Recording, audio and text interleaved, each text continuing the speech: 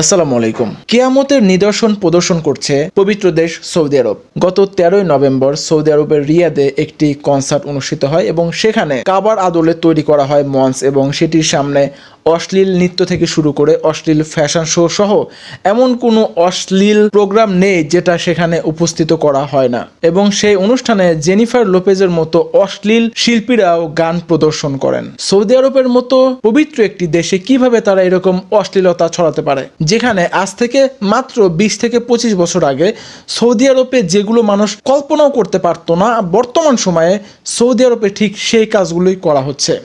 Saudi আরবে এখন প্রায় 69টি সিনেমা হল তৈরি করা হয়েছে এবং প্রত্যেকটি সিনেমা হলেই বেশ রমরমাট ব্যবসা চলে। আপনারা জানলে অবাক হবেন যে সৌদি আরবে মদ সম্পূর্ণ নিষিদ্ধ এবং হারাম ছিল, কিন্তু সবচেয়ে আশ্চর্যের বিষয় যে সৌদি আরবে মদের দোকান অর্থাৎ বার তৈরি করা হয়েছে।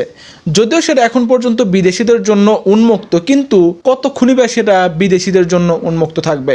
দেশের মাটিতে মদ থাকবে আর দেশের মানুষ সেটার স্বাদ নেবে না, তা কি হতে পারে? কিন্তু কেন হচ্ছে এত সব, কেন হচ্ছে এমন প্রশ্নটা কিন্তু থেকেই যায়। যবে থেকে বর্তমান সৌদি যুবরাজ মোহাম্মদ বিন সালমান সৌদির শাসনামল হাতে নিয়েছে, সেই সময় থেকেই কিন্তু সৌদির অধপতন শুরু হয়েছে।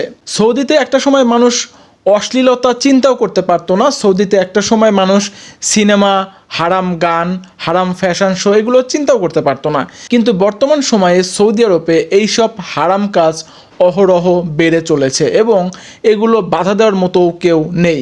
যেখানে সৌদি প্রিন্স নিজে এগুলো প্রমোট করছে, তো এটিকে বাধা দিবে বা কে? আর আপনারা জানেন যে সৌদি আরবে বর্তমান এমন একটা ভাবমূর্তি চলছে যে সৌদি আরব যে একটি পবিত্র দেশ, সৌদি আরব যে মুসলিমদের জন্য পবিত্র একটি স্থান, এটা কোনোভাবে বোঝারও উপায় নেই। তো এখন হয়তো আপনার মনে প্রশ্ন আসতে পারে যে সৌদির মতো পবিত্র একটি দেশে, সভ্য একটি দেশে কিভাবে এরকম অসভ্য কাজ চলতে পারে? আপনাকে প্রথমেই বুঝতে হবে যে সৌদি আরব কিন্তু কোনোভাবেই সভ্য দেশ, তারা কোনোভাবেই সভ্য জাতি ছিল না। আজ থেকে মাত্র 1450 বছর আগেও সৌদি আরবে এমন কোনো অশ্লীলতা নেই যে চলতো না, এমন কোনো বর্বর কাজ নেই যেটা চলতো না। এবং সেই সৌদিতেই আল্লাহ সুবহানাহু ওয়া তাআলা রাসূল সাল্লাল্লাহু আলাইহি সাল্লামকে প্রেরণ করলেন এবং রাসূল সাল্লাল্লাহু আলাইহি সাল্লামের কঠোর পরিশ্রমের ফলে তার দাওয়াতের মাধ্যমে তিনি পুরো সৌদিবাসীদেরকে দিনের পথে ফিরিয়ে এনেছিলেন।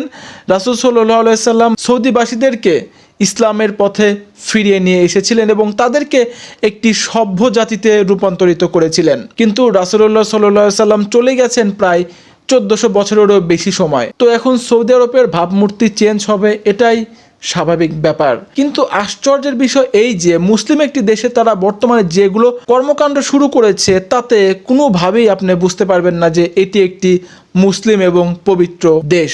আপনারা জানলে অবাক হবেন যে বর্তমান সৌদি নারীরা যখন বিদেশে ভ্রমণ করে, বিশেষ করে তারা যখন ওয়েস্টার্ন দেশগুলোতে যায়, তখন তারা প্লেনের মধ্যেই তারা ড্রেসগুলোকে ফেলে রেখে তারা ওয়েস্টার্ন ড্রেস পরে সেই দেশগুলোতে ভ্রমণ করে।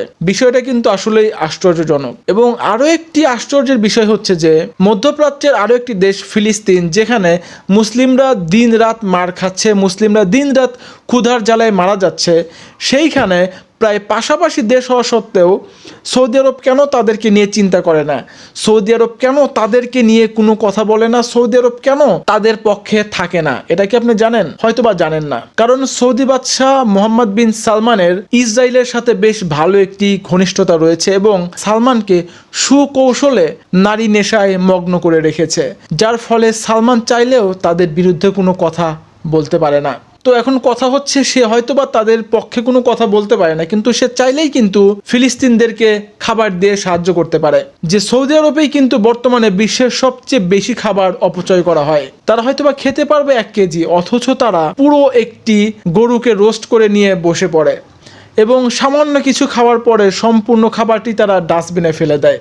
অথচ তাদের পার্শ্ববর্তী দেশ ফিলিস্তিন, তারা সামান্য একটু খাবারের অভাবেও তিলে তিলে ধুকে ধুকে মারা যাচ্ছে, আর সেটি নিয়ে সৌদি আরবের কোনো মাথা ব্যথাই নেই। যাই হোক, সম্মানিত দর্শক শ্রোতা, এই ব্যাপারে হয়তোবা কথা বললে অনেক কথা বলা যাবে, কিন্তু আমি চাচ্ছি না এই ব্যাপারে কোনো কথা বলতে। কারণ কি হবে এই প্রসঙ্গে কথা বলে, যেখানে মুসলিম বড় বড় রাষ্ট্ররাই চুপ করে বসে আছে। তো যাই হোক, সম্মানিত দর্শক শ্রোতা, সৌদিবাসীরা যেভাবে অশ্লীলতায় মেতে উঠেছে, আমার মনে হয় যে কিয়ামত যদি হয় সর্বপ্রথম তাদের উপরেই হবে। তো যাই হোক, এই ছিল আজকের ভিডিও।